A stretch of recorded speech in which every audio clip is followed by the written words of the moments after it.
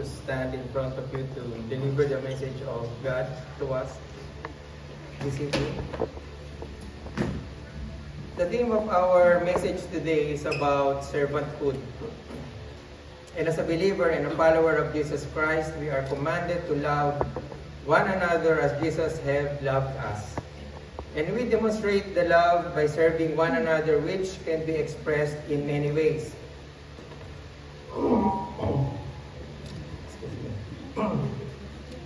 We are very familiar of advertising slogan. This is a short and memorable phrase that is used by companies, organization, or an institution that is designed to create a lasting impression on people. So the company I work for, we are in the telecom industry. So the company's slogan is the power of being connected. So the slogan is, it speaks of what the company is doing. So if I say, yours to discover, I'm referring to what? Yours to discover. You see that every day in each car, in a plate. Ontario. Oh. Yours to discover. Ontario. So which means there are so many places to go and discover in Ontario that there is no need for someone to go outside Ontario. Right? It promotes local tourism. How about the slogan, I'm loving it? McDonald's. Yeah. So that means the food will give you satisfaction. I think. Your palate, your tummy, and your pocket. That means it's affordable, it tastes good, and you loving it also once you go to McDonald's. You're richer than you think.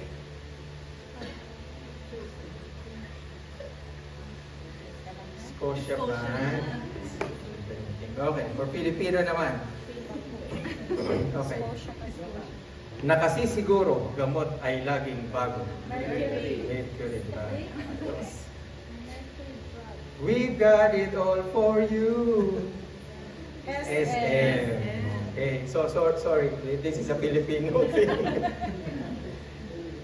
Bida ang saya, langhap sarap. Jollibee, of course, Jollibee. The church that serves God as family. MFBC. Okay. So I'm looking for MCCC, but it's too long. Evangelism, worship, preaching God's word, fellowship, ministry, mission, discipleship. We will talk about it later on. So these companies and institutions are doing their best to keep the message up to this slogan, to its reality. So our theme verse this evening is found in the book of John chapter 12 verse 26 that reads, whoever serves me must follow me, and where I am, my servant also will be. My Father will honor the one who serves me. In King James Version, it reads, if any man serve me, let him follow me. And where I am, there shall also my servant be. If any man serve me, him will my Father honor. So according to this passage, the Lord Jesus Christ said that anyone who serves him must follow him first. Any man must follow Christ first so that he or she can serve him. It is a must. It is a requirement. And each one of us must follow this requirement. No special treatment. It is fair for everyone. That make this invitation open to all. The verse said, whoever and any man, regardless of race or color of our skin, no one is discriminated. Perhaps social status, rich, poor, our age, young and old, if you're physically able or differently able, everyone is welcome. Educational attainment. You don't need to be a professional or a degree holder.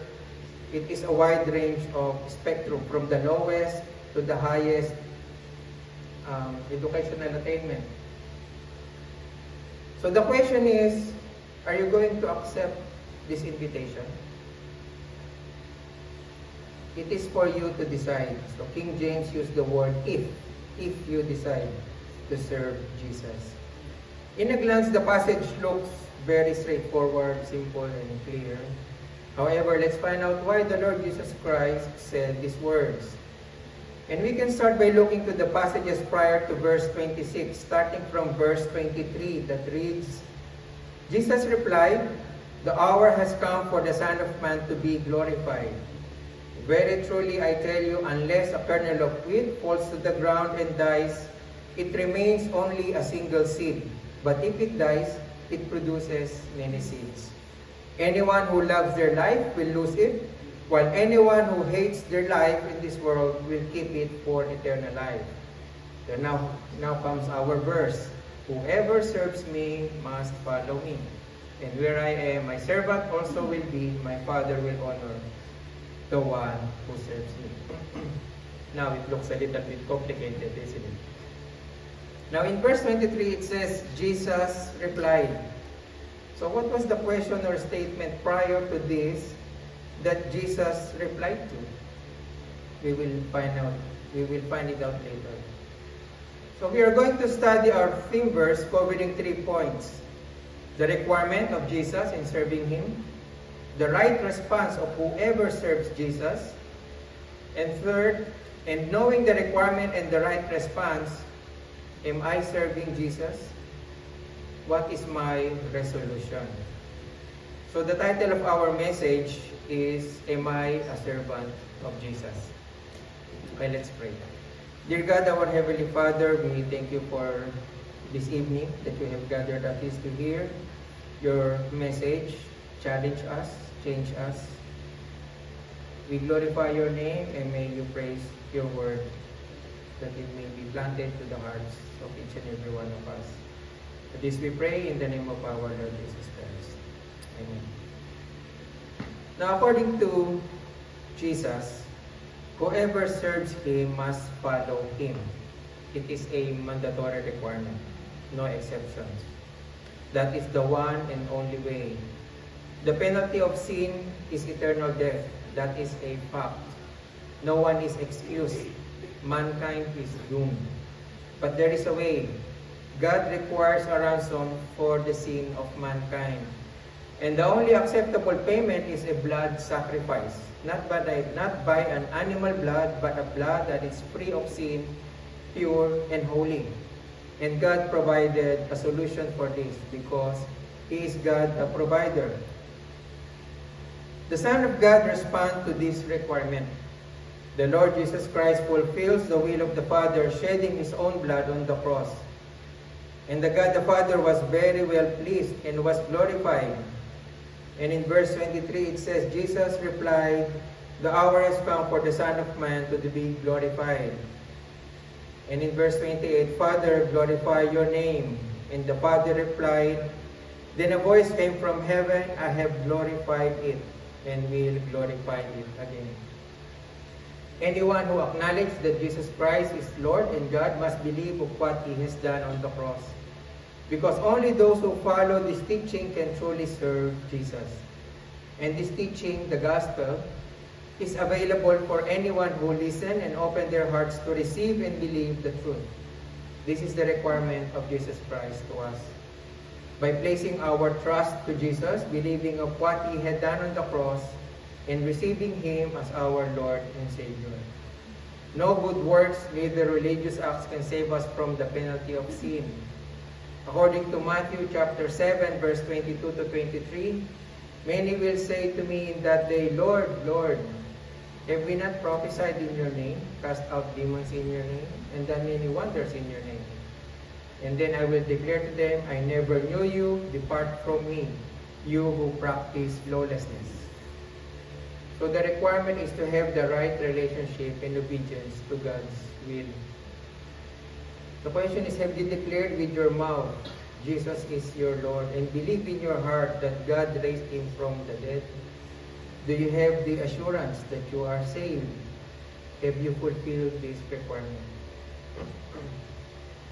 For those who have experienced the assurance of salvation, what would be the right response? Which is now our second point, our response. How is it to be a servant of Jesus?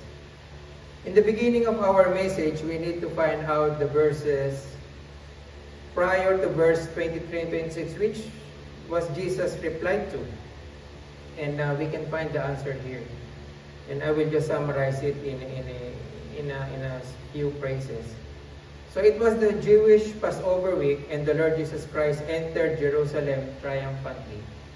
There was a great crowd who welcomed him with palm branches and shouting, "Hosanna! Blessed is he who comes in the name of the Lord. Blessed is the King of Israel." And among those crowds are some Greeks who went up to worship at the festival, who desires to see Jesus.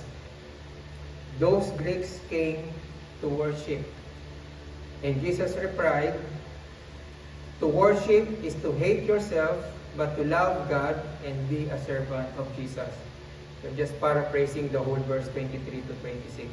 To worship is to hate yourself, but to love God and be a servant of Jesus. Now we come to the first requirement. Worship and serve Jesus only. To worship and serve God always come together. They cannot be separated. They do not contradict each other. To serve God and people is the evidence of our worship to God. The Lord Jesus Christ, when he was tempted by the devil after his 40 days and 40 nights of fasting, the devil led him up to a high place and showed him in an instant all the kingdoms of the world. And he said to him, "I will give you all their authority and splendor. It has been given to me, and I can give it to anyone I want to. If you worship me, it will be all yours." And in verse 8, Jesus answered, "It is written, worship the Lord your God and serve him only." That word "only" is very important. Most of us here know this story, but I will tell it anyway for the sake of other people. Let's say one of our ladies here has the Mr. Right. For example, si Ate Sol. Look at the example. Let's say Ate Sol has the Mr. Right. And one night, this Mr. Right proposes to Ate Marisol. And of course, because they love each other, they know each other, they've been together each other. Yeah. Okay. So, Ate Marisol, in short, say yes. Tuwan-tuwa si Mr. Right. And si Ate Sol, so she needs to hold his hand because it's really big. It's heavy. Wow, it's really big. And then Mr. Right is a very honest person, and he told Marisol up front, once we get married, you know my past relationship. That's what he said.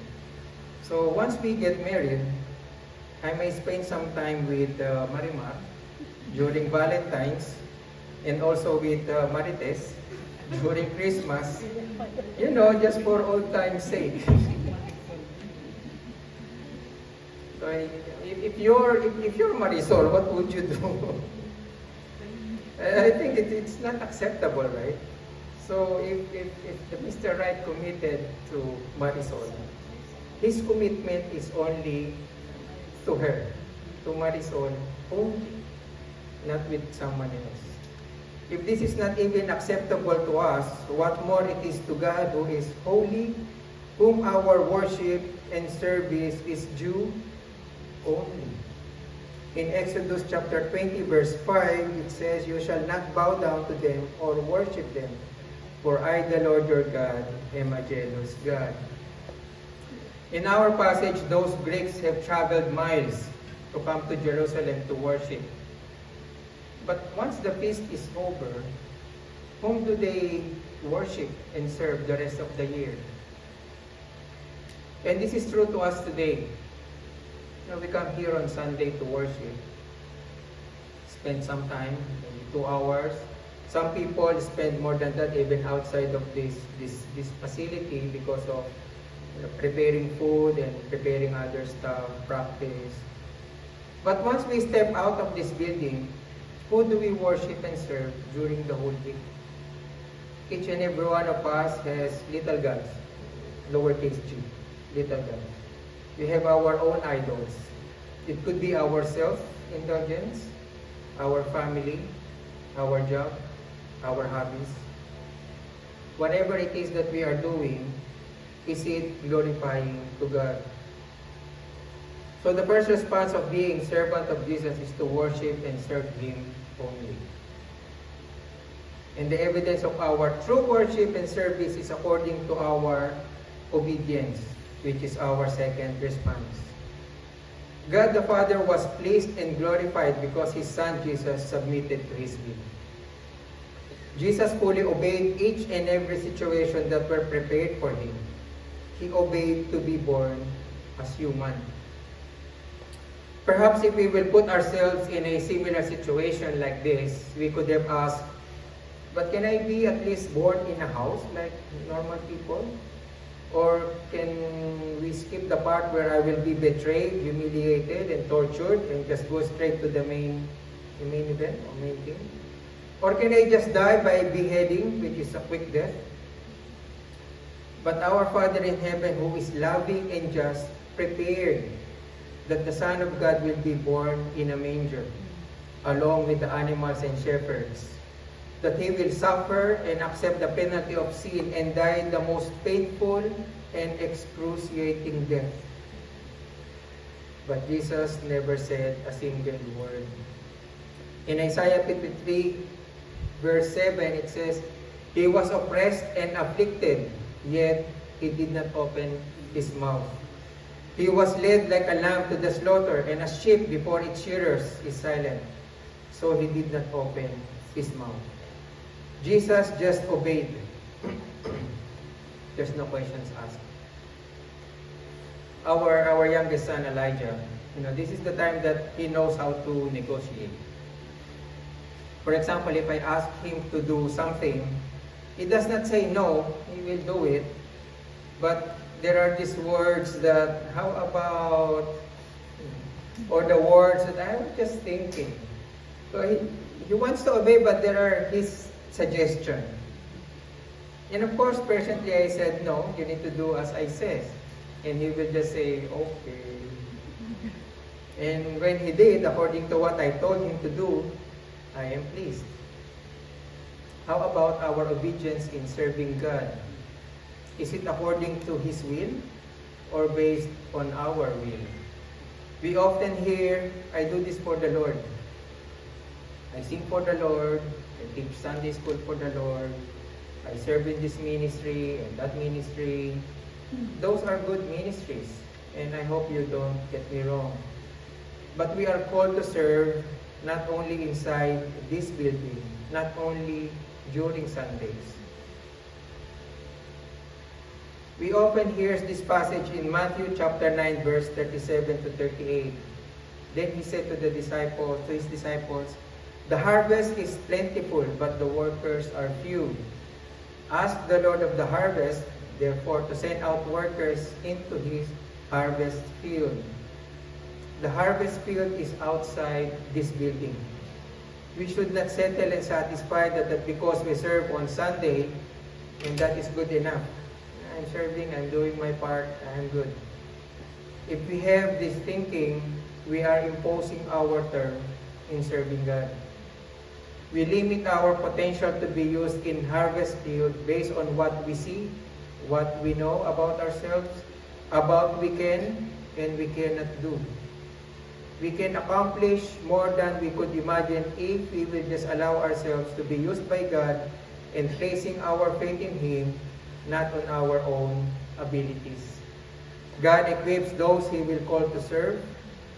Now the question is, are you ready to obey? And when you do, the next thing that a servant would need is endurance.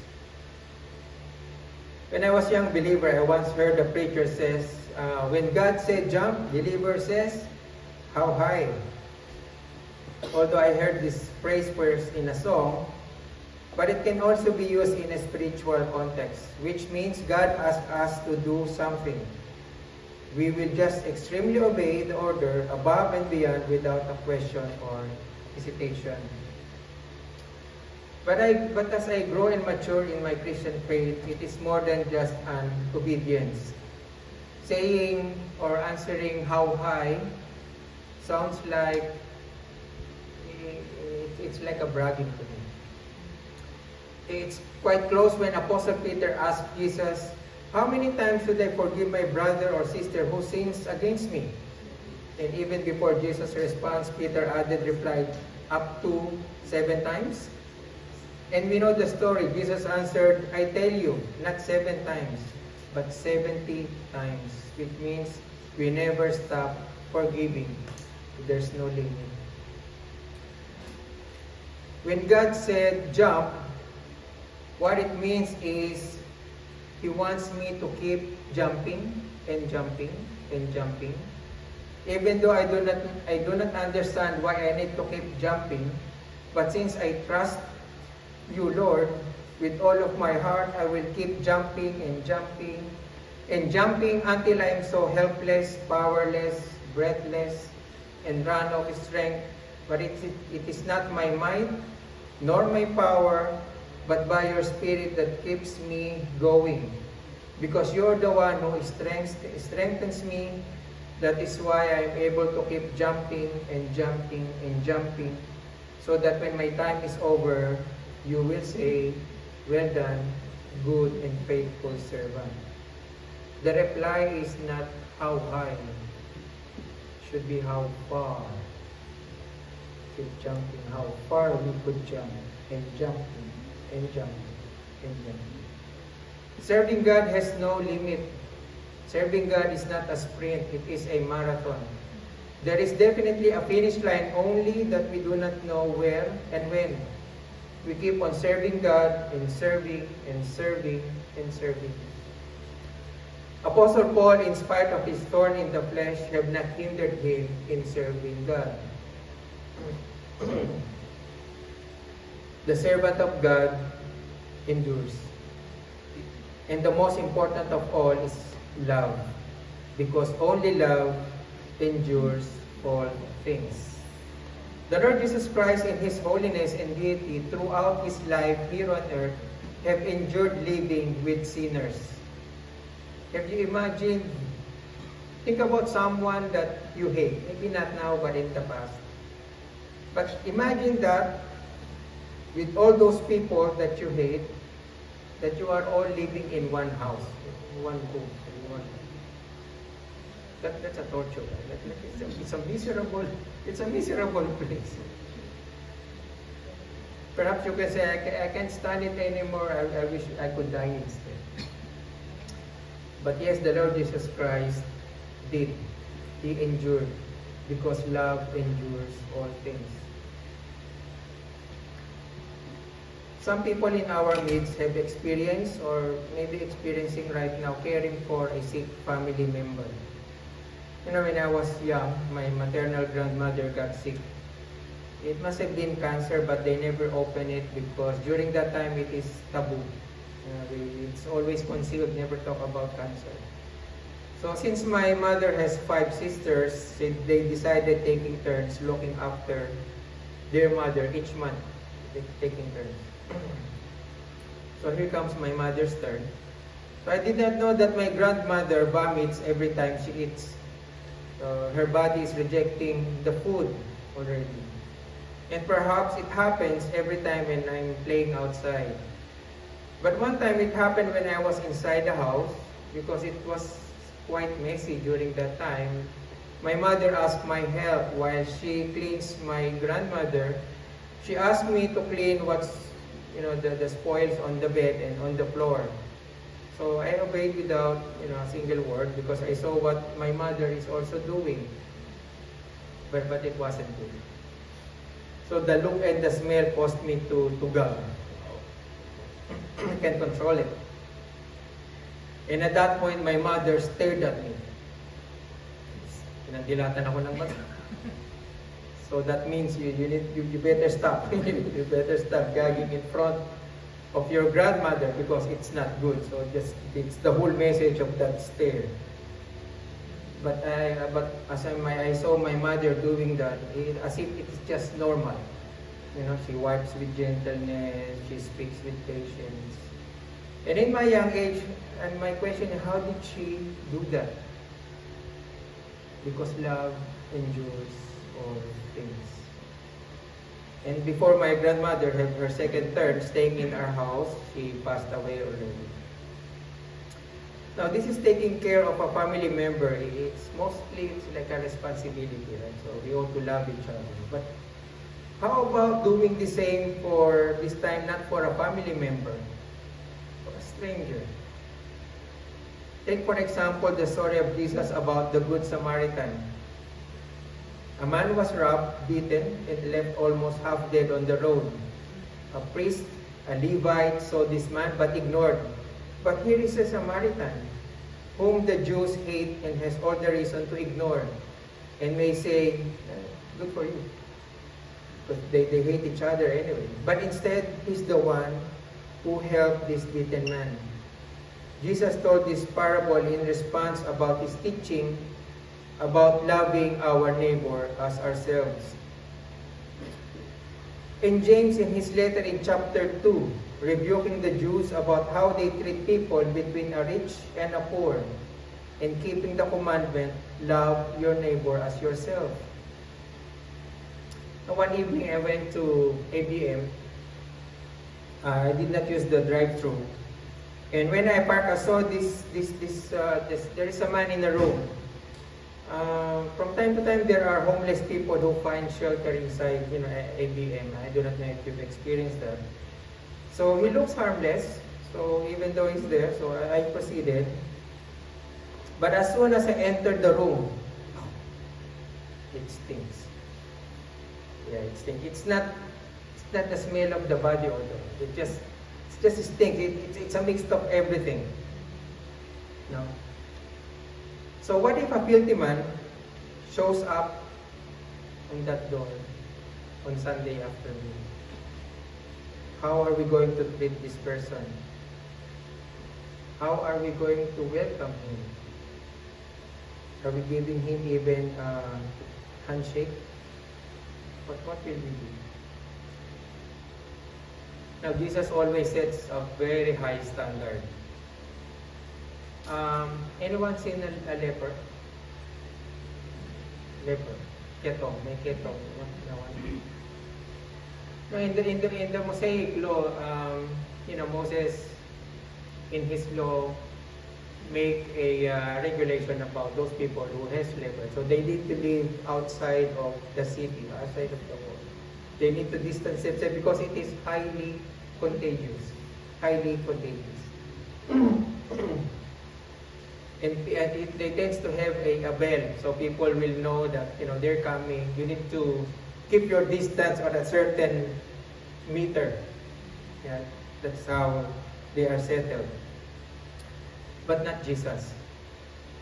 Jesus, in his love and compassion, healed a leper.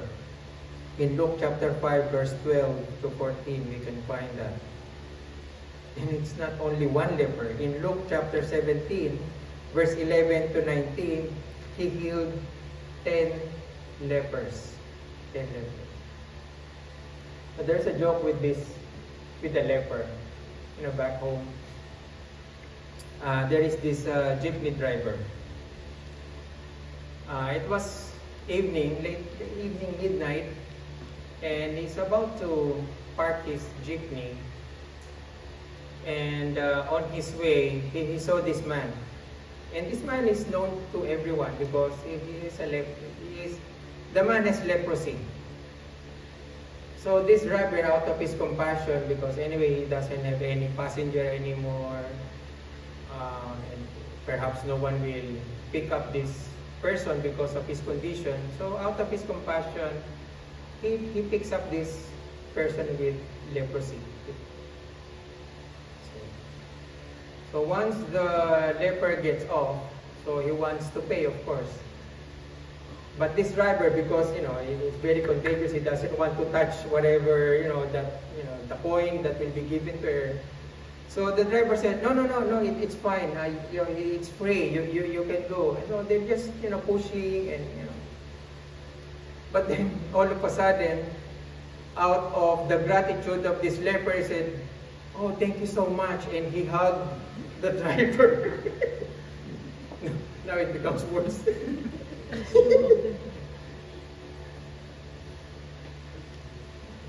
But the thing that we need to consider is, it's not easy, right? It's not easy. We cannot just say, oh, we can do it. No, it's not. We need love. If we will just do it based on the kind of love we know, we cannot. We need a different kind of love. And it's only the love of Christ that will compel us to endure all things. According to 1 Corinthians 13 verse 3, if I give all I possess to the poor and give over my body to hardship, that I might boast, but do not have love, I gain nothing. This means that acts of great sacrifice and generosity, even giving away all our possessions or enduring physical hardship, are ultimately meaningless without love. Love is the one which motivates us for any service we do, and without it, it will be unproductive. And that is the love of Christ that compels us. Now, to summarize what the response of a servant be, the response as a servant is to worship and serve Jesus only in full obedience according to God's will and enduring whatever the consequence is, all motivated by Christ's love. So now we have come to our third and last point, which is our resolution. So the last portion of our theme verses, my Father will honor the one who serves me. Now for the slogan of MCCC, evangelism, worship, preaching God's word, fellowship, ministry, mission, discipleship. This is what each and every one of you are doing right now. You are all in this ministry. But perhaps we may ask ourselves, will the Father honors my act of serving in these various ministries? In 1 Corinthians chapter 3, verse 12 to 15, it says, if anyone builds on this foundation using gold, silver, costly stones, wood, hay, or straw, their work will be shown for what it is, because the day will bring it to light. It will be revealed with fire, and the fire will test the quality of each person's work. If what has been built survives, the builder will receive a reward.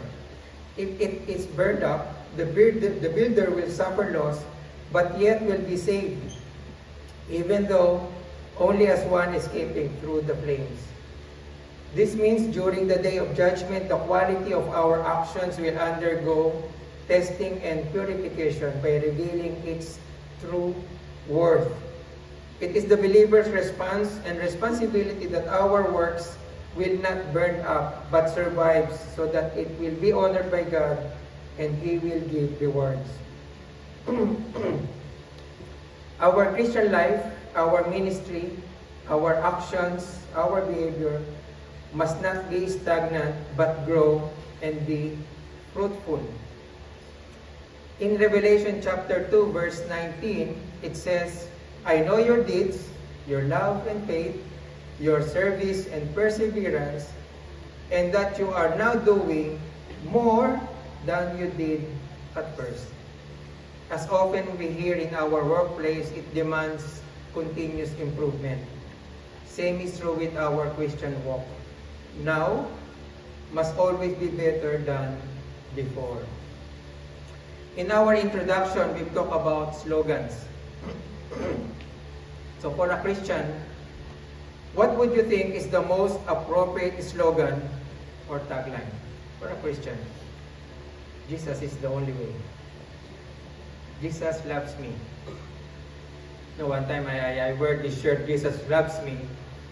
And some elderly lady come to me and then he said, my gosh, Jesus loves the world, not only you. Okay. So Jesus loves me, so I just smile. That's for a Christian. So how about us? as an individual, what is our slogan for the Lord? As for me and my house, we will serve the Lord? Or, here am I, send me. We should desire that our act of service for God must increase over time, indicating growth and maturity in our Christian life. And as a challenge to all of us, by the end of 2025 this year, what must I do for God that is different from 2024? Think about it. By the end of 2025, what must I do for God that is different from 2024? And secondly, I hope I have done the following for God before I reach whatever age you're in. Actually, this question is in part of our discussion. But I found this very challenging, isn't it? I hope I have done the following for God before I reach this age. And then ask ourselves, am I a servant of Jesus? Let's pray. Dear God, our Heavenly Father, thank you for this revelation. Thank you for your word. Thank you for your challenge. Lord, it is always a great privilege to serve in your kingdom. And I hope, Lord, that we always realize this, that whatever ministry that you have imparted to us, that you're the one who's equipping us. It's not only because of our own abilities, our own talents, our own time, but in fact, that's not even ours. Everything is all from you. And we are just giving you back all these things that you have entrusted to us. Lord, we pray that you make us and transform each and every one of us to empower us to serve you with all the might and all the power according to your will and not according to our term. We ask all of this in the name of our Lord Jesus Christ.